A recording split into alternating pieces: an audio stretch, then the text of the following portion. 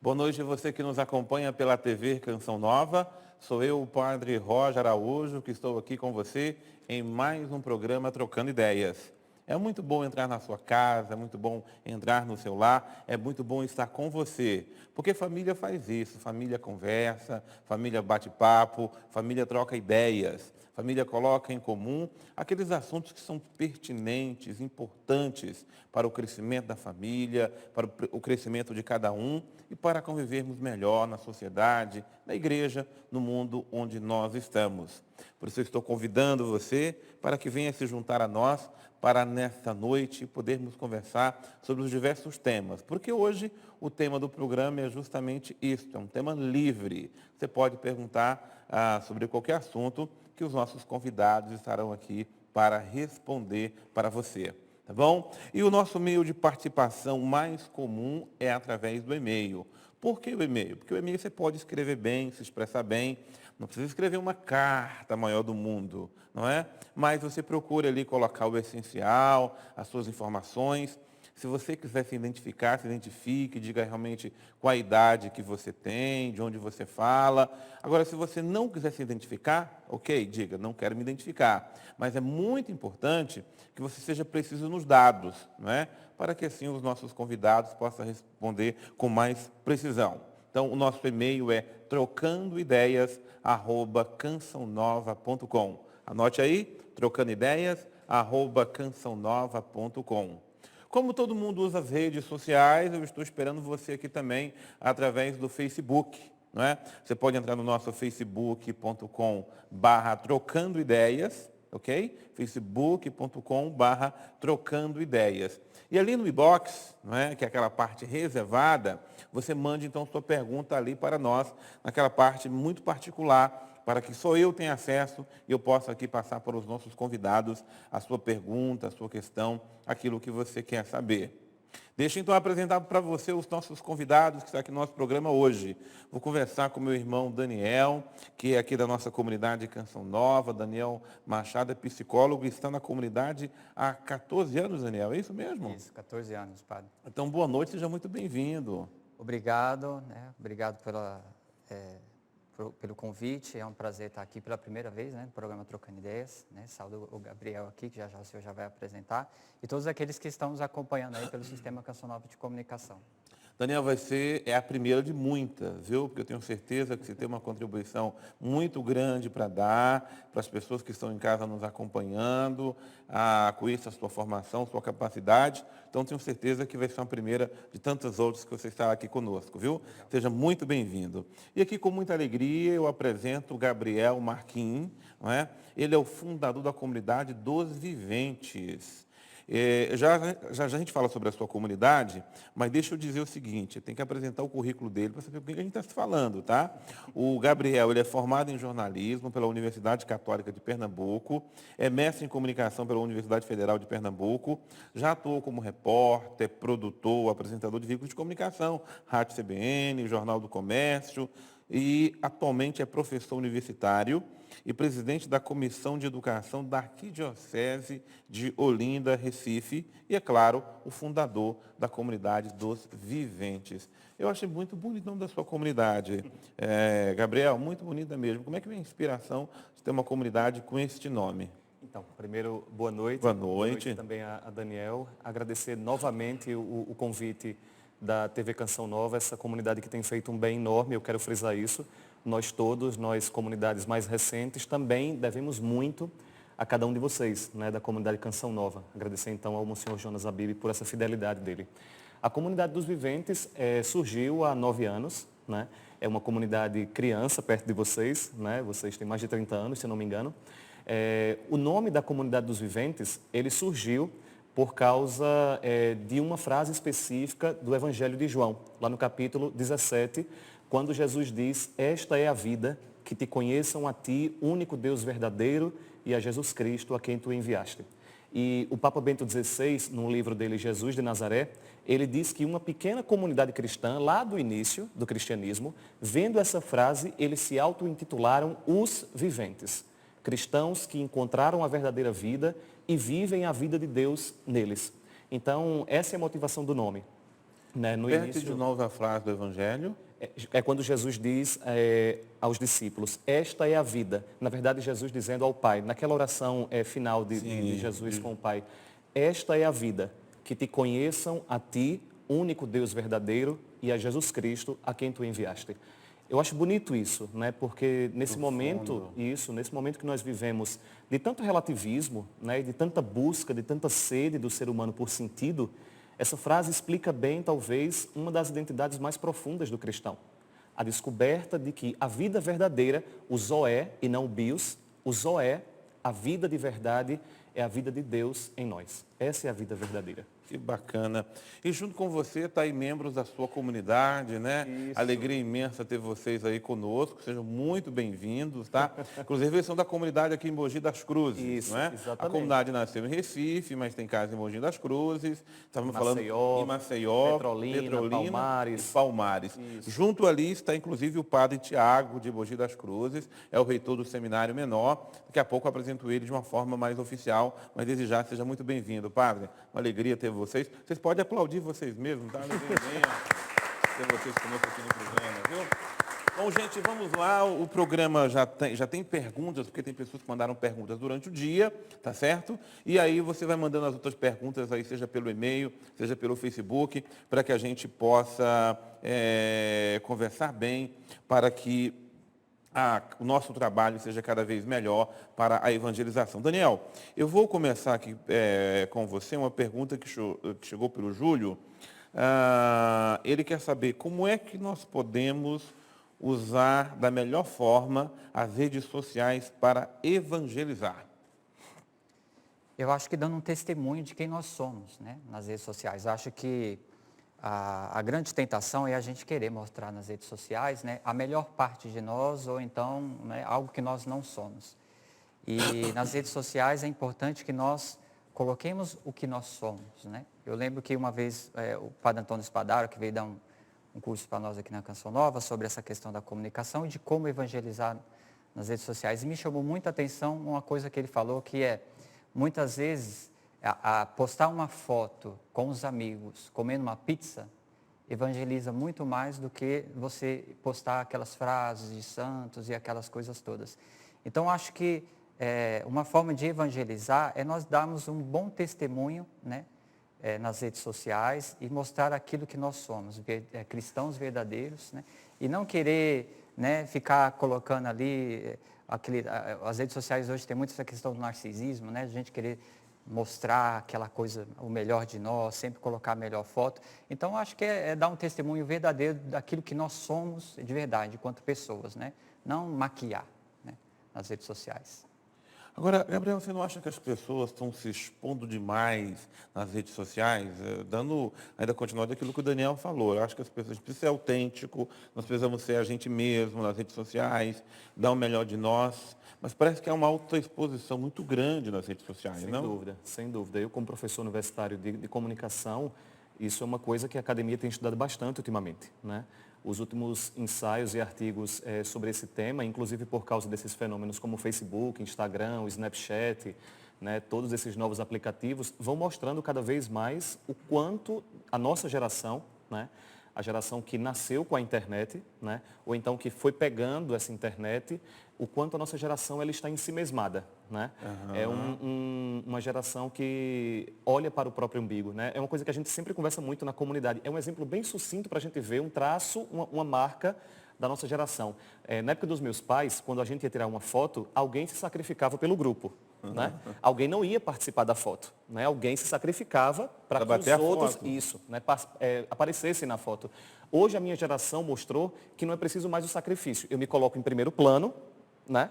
Eu apareço em primeiro plano e os outros estão atrás. Né? Então, esses traços, existe um autor polonês chamado Zygmunt Bauman, ele tem um livro chamado As 44 Cartas do Mundo Líquido. E ele vai falando nesse livro justamente sobre isso. O quanto, com o passar do tempo, né, especialmente a partir dos anos 2002, 2003 para cá, né, e a academia tem comprovado isso, nesses anos 2000, o quanto a minha geração perde o sentido cada vez mais de sacrifício, né, para que faça um autorreferenciamento em todo momento, né?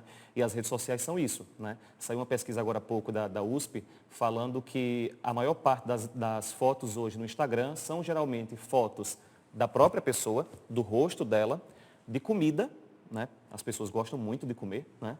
Mas também nessa foto existe uma mensagem, né?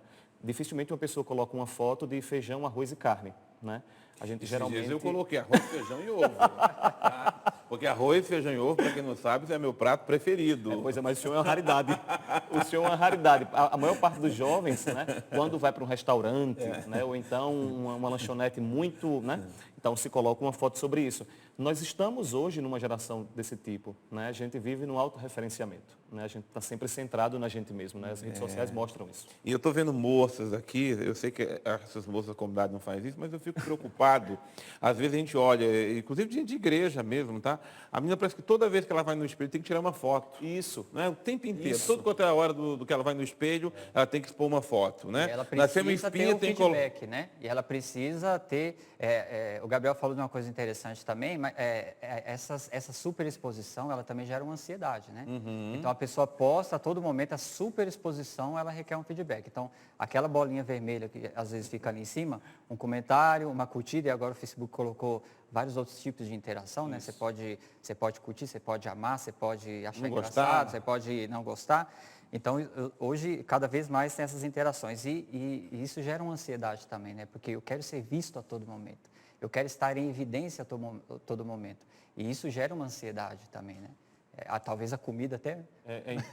Não, o que o Daniel está falando é interessante, porque a pessoa veio brigar comigo, por isso que eu não curto as fotos dela. Ah, isso é muito comum hoje em dia, né? Falei, olha, se me aparece, dá tempo de eu ver, eu vejo, mas não significa que eu não cliquei lá, que eu não curti. E o que o Daniel está falando, às vezes a pessoa fica chateada, né? Nossa, mas o padre não curtiu minha foto. Daniel falou uma coisa muito interessante agora, que também é estudado, existe uma parte da comunicação que é psicologia social. A gente utiliza muito alguns dados da psicologia. E a gente tem falado muito sobre essa ansiedade que os novos meios de comunicação têm feito sobre a gente. Por exemplo, o exemplo é claro, todos nós vamos lembrar disso, o WhatsApp. Né? Você manda uma mensagem e quando fica azul, que significa que alguém viu sua mensagem, você espera que aquilo seja respondido no mesmo instante. Né? A gente vive nessa ansiedade. Saiu agora há pouco uma pesquisa de uma universidade nos Estados Unidos, dizendo que a nossa geração, né, especialmente dos anos 90, mas principalmente dos anos 2000 para cá, as pessoas estão dormindo menos 1h30 por noite, porque deitam, mas não dormem. Deitam e vão ver o celular. Então, as pessoas estão deitando na cama, mas elas vão ver as mensagens do WhatsApp, as fotos no Facebook, quantas curtidas tiveram no Instagram, e só depois de 1h30 é que elas vão dormir. Né? Cada vez menos a gente está dormindo. Uma outra pesquisa que saiu agora há pouco nos Estados Unidos, né? Os jovens americanos de 16 a 22, 23 anos, eles vão para o cinema, vão assistir o filme e eles já passam 30% do tempo do filme no celular. Então a gente fica nessa ansiedade, né? Buscando em todo momento a curtida, A né? aprovação, parece que tem que ter. Né? Nós vivemos em função disso. E é uma aprovação, isso é interessante. Né? A gente está formando uma geração que busca uma aprovação de superficialidade. Né? As pessoas postam foto do cabelo, do rosto, da roupa, da comida, e as pessoas estão curtindo e se acostumando a curtir e a seguir. Antônio Spadaro fala muito sobre isso. Né? Ele fala sobre o significado da palavra, do verbo seguir. Quando a gente falava até pouco tempo atrás o que significava seguir, pense, por exemplo, nós que somos seguidores de Jesus Cristo, significa compromisso. Hoje as pessoas falam sobre seguir sem nenhum compromisso. Eu posso seguir o Senhor e deixar de seguir. Né? Então a gente está moldando uma geração que está deixando de compreender o significado profundo daquilo que significa seguir, daquilo que significa caminhar com a pessoa, do compromisso que existe, do sacrifício. Amizade. Isso. Né? Amizade é uma coisa... A pessoa quer medir a quantidade de amigos para a quantidade de curtidas ou de pessoas que ela tem nas suas redes sociais ou assim por diante. Isso é muito complicado. Agora eu queria chamar a atenção de outro aspecto aqui, que me preocupa também, é com a exposição das nossas crianças. Eu acho que os nossos pais não estão muito atentos a isso, Daniel, o quanto nossas crianças ficam expostas nas redes sociais. né? E isso é muito perigoso, representa, na verdade, um grande perigo. E até, muitas vezes, exporta de uma forma até muito íntima. Isso é um Né? perigo. É um perigo muito grande, a gente não sabe. O quanto é fácil, você colocou uma foto aqui, o mundo inteiro copia aquela foto. Isso. Não é? A pessoa põe uma foto aqui da sua criança, linda, agora está lá na Tchecoslováquia, ninguém sabe nem como é que estão usando essa foto. Exatamente. E uma outra questão também, padre, é que toda criança, ela precisa de um certo resguardo, ela precisa de uma certa proteção e ela precisa de um isolamento no sentido positivo, né, da sua privacidade, não é mesmo? Então, a todo momento você está postando a criança comendo um papá, né, fazendo a refeição dela, ou a criança brincando. Então, é quase uma invasão também a esse espaço da criança, né? A mãe não está perguntando para a criança se ela quer ser exposta, né? E outra coisa também, padre, que eu acho que aí, quando esses pais, eles expõem muito a criança, é como se a criança, ela fosse uma extensão desse narcisismo da pessoa. Né? Sim. Então, é como se ela, de fato, usasse a criança para uma extensão dela mesma, né? Ali nas redes sociais. E essa outra questão, justamente, daquilo que se está fazendo com essas fotos, né? Dessas crianças. Hoje a gente sabe aí a questão de pedofilia e de uma série de outras coisas, e caiu na internet, é público, né? E é mundo. A gente não pode falar hoje que você está colocando uma foto da sua criança e ela vai estar indo para aquele círculo, apenas aquele círculo que te segue. Não, você postou na internet, nós podemos dizer, é universal. Né? Muito bem. Gabriel, aqui chegou uma pergunta, eu acho que a pessoa não quer se identificar, ela diz o seguinte: boa noite a todos. Eu pedi tanto a Deus um serviço, mas depois que consegui, fui conhecendo as pessoas e está difícil. Um fala mal do outro, um quer mal do outro, funcionário rouba o patrão, eu acabo falando mal também, porque preciso me defender, porque inventaram uma mentira contra mim. Está difícil achar emprego hoje em dia. E quando eu encontro esse ambiente difícil, o que fazer? É nesse ambiente difícil que a gente tem que dar um testemunho. Né? Os cristãos, eles desde o início do cristianismo, eles compreenderam que eles não deveriam se distanciar do mundo para ser um testemunho. Né? Nós precisamos voltar a compreender o nosso papel, e digo isso como leigo, digo isso como professor universitário, como alguém que tem um serviço, né? Como alguém que tem um trabalho. O mundo da comunicação muitas vezes é um pouco hostil, né? À espiritualidade, à religião, mas também é verdade, e enfim, eu queria dizer isso a essa pessoa que mandou essa pergunta, né? Também é verdade que quanto mais você é uma pessoa ética, quanto mais você é uma pessoa que tem princípios, quanto mais você é uma pessoa que tem valores, aos poucos, por mais que no início você seja uma pessoa um pouco rechaçada, aos poucos, até mesmo o seu chefe, ele começa a acreditar cada vez mais em você. Porque nós temos que acreditar no Evangelho. Né? E Jesus disse no Evangelho, né? As pessoas que viverem como eu peço, terão as tribulações, mas receberão 100 vezes mais. A gente tem que lembrar disso. Né? A gente precisa voltar a colocar confiança em nós leigos, principalmente, de que o nosso testemunho, a nossa luz, o nosso sal, ele precisa ser colocado, sobretudo, nesse ambiente hostil. Né? E ter muito essa atenção. Né? Quanto mais eu tenho uma vida espiritual, quanto mais eu tenho uma vida de intimidade com Deus, quanto mais eu vou descobrindo a pessoa de Jesus Cristo e eu vou procurando viver como Ele pede, mais até mesmo essas incompreensões eu vou lidando de uma forma mais serena. Né?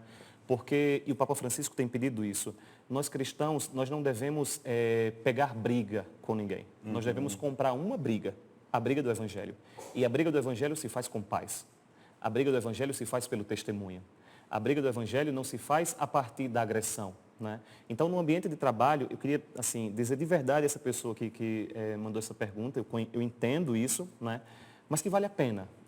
Eu, como repórter, como jornalista, muitas vezes em temas espinhosos, né, nessa relação de igreja e sociedade, né, muitas vezes eu precisei pagar um preço alto, né, pelo meu comprometimento com o Evangelho. Mas com o passar do tempo, se você é íntegro, se você verdadeiramente acredita naquilo que você acredita e você testemunha isso de uma forma serena e que dialoga, as pessoas aos poucos começam a compreender mais você, respeitar mais você e confiar inclusive mais no seu trabalho.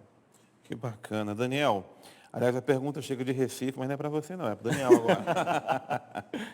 Daniel, a Valquíria do Recife está dizendo o seguinte: por favor, me ajude. Eu tenho um carro, mas eu não consigo dirigir porque eu tenho muito medo. Já fiz terapia com psicólogo, já fui a psiquiatra, mas já não sei mais o que fazer. Preciso porque eu moro longe, dependo do carro para sair de casa. Me ajude.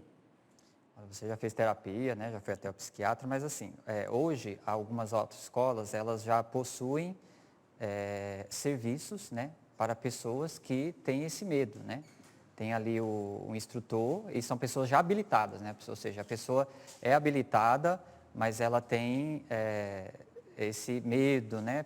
Aí são várias questões que a gente precisa ver, que medo que é esse, né? De dirigir. Mas existe esse serviço, né? De uma forma muito prática, né? Se você poderia ver aí na sua região, se você encontra esses serviços que são especializados, né? Agora, não tem jeito, porque você já fez uma terapia, já fez um acompanhamento, e tem certos medos que não tem jeito, você vai precisar enfrentar, né?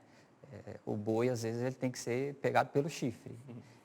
Então, o enfrentamento do medo, ele é muito importante nessas horas, mas eu não consigo. Mas se você ficar aí no seu ambiente, sentado, falando, eu não consigo, vai ser muito difícil, né? Então, é uma coisa muito prática, né? Procure ver se você encontra esse serviço que as autoescolas já oferecem hoje, que para pessoas já habilitadas, mas que por algum motivo não conseguem habilitar, né? Não conseguem dirigir, e enfrente esse medo aí, peça ajuda a Deus, né? Reze, mas o medo ele precisa ser enfrentado. Combatido, né? Enfrentado. Tá certo, muito bem. Gabriel, a Jucinéia Almeida, não se identifica de onde que ela é, mas faz uma pergunta muito simples, mas muito importante. Ela quer saber da obrigatoriedade do dízimo. Tem que pagar 10% do que a pessoa ganha para o dízimo? Olha, talvez essa pergunta fosse melhor dirigida para o Padre Tiago e para o senhor, né? Que conhece essa realidade mais de dentro. O que é que eu escuto dos padres? Né? A igreja recomenda isso, né? O que eu aprendi no meu catecismo, né, é que a igreja não obriga ninguém a nada, né? A igreja pede ao leigo, ao fiel, que ele contribua de verdade com as necessidades da sua paróquia, da sua comunidade, né? Eu não sei se era Chiara Lubick, Gino Giordani, mas algum desses grandes homens, né, dizia o seguinte: a caridade só é caridade quando ela atinge o bolso. Enquanto a gente não coloca a mão no bolso, a caridade se torna uma palavra. Né? Não é o dinheiro em si, mas a partilha. Né? O dízimo não é uma obrigação. O dízimo é um convite a uma compreensão muito mais profunda do que significam aquelas primeiras comunidades cristãs. Eles tinham tudo em comum. A igreja, como é mais sábia do que eu, ela compreende que tudo é mais difícil. Então ela sugere ao fiel que ele coloque alguma coisa em comum. E eu acho que é importante aqui frisar essa questão do dízimo, porque isso expressa realmente o nosso compromisso de fé também. Isso. Não é? Quando a gente tem compromisso com Deus, a gente é comprometido na integridade. Uhum. A igreja não quer só o seu dinheiro, também não serve. Não, manda pagar lá o dízimo para mim. Não, se você nunca é comprometido, a igreja não está precisando do seu dinheiro. Isso. Não é? A igreja está precisando de você enquanto filho de Deus. Uhum. Que você esteja lá compromissado com a sua comunidade. Isso você vai manifestar com aquilo que você é, com aquilo que você tem e com aquilo que realmente são suas aspirações. Por quê? Porque Deus nos quer inteiro para Ele. Não é? Então, quando a gente é livre para Deus, nós também assim o fazemos. Eu acho que a igreja ela não fica frisando, tem que pagar o dízimo, porque se você pega os evangelhos para ler, Jesus não fica falando do dízimo. Isso. Não é? Mas é interessante que quando a pessoa assume um compromisso com Deus, quanto mais ela busca ser de Deus, isso vai tocar na consciência dela, na responsabilidade de cristão dela. Não é? Então, eu acho que isso é compromisso de fé com você. Óbvio que quem pode pagar 1%, 2%, 3%, pague, não é, de acordo com a sua generosidade, com a sua possibilidade. Quem consegue pagar os 10%, louvado seja Deus, bendito seja Deus. E aí eu chamo a atenção o seguinte: o dízimo ele tem que ser pago primeiro para a comunidade a qual nós fazemos parte. Então você é da paróquia A, da paróquia B, não é? Você é da paróquia do Padre Tiago, daqui a pouco vão até perguntar para eles, estão pagando o dízimo lá. É importante que você pague o dízimo na sua paróquia em que você está. Você não pode negligenciar o dízimo da sua comunidade que você faz parte. Agora, você pode pegar o seu dízimo também e dividi-lo, né? Ou seja, dá aquela parte que é da paróquia que não pode faltar e faça com a outra parte, a divisão do seu dízimo. Por exemplo, tem gente que paga parte do dízimo aqui para a comunidade Canção Nova, ou ajuda uma obra de caridade, ou uma outra obra assistencial e assim por diante. O que você não pode é deixar de pagar o dízimo na sua comunidade. Isso é compromisso de fé. É sinal que alguém está comprometido com a sua paróquia e com a sua comunidade. Do mesmo jeito que eu não quero só que a pessoa contribua com a canção, não, eu vou ter que contribuir com a canção nova. Contribua com a canção nova. Mas se você não tem um compromisso com o dízimo, isso não é um bom sinal. É um sinal de que você não amadureceu com a sua fé e é um sinal também de que você não está comprometido com a sua comunidade. Tá? Não é o padre que vai te cobrar, mas é interessante que quando tem aqui, hoje é porque fala muito pouco dos 5 mandamentos da igreja, não é? Inclusive o 5º mandamento da igreja é justamente esse, pagar o dízimo segundo o costume. Tá? Então é importante que você realmente tenha esse compromisso de fé. Bom, a conversa está muito boa, mas a gente tem que ir para o intervalo agora. A Fernanda está ali já me mostrando o tempo, está ok? Nós vamos agora então para um breve intervalo, é só para tomar aqui um pouquinho de água só, e nós já voltamos com você trocando ideias.